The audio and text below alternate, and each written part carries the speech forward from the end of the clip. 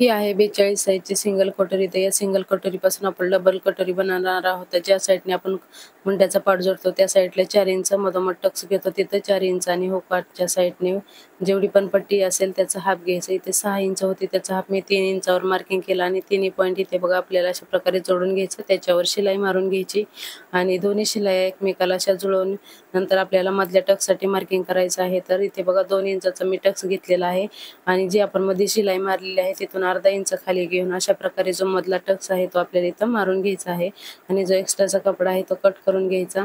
त्याच्यानंतर कटोरी अशी फोल्ड करायची आणि जी आपण मधोमध शिलाई मारली होती ना त्याच्यावरच परत आपल्याला पाव इंच एवढं मार्जिन सोडून परफेक्ट अशी शिलाई मारून घ्यायची आहे.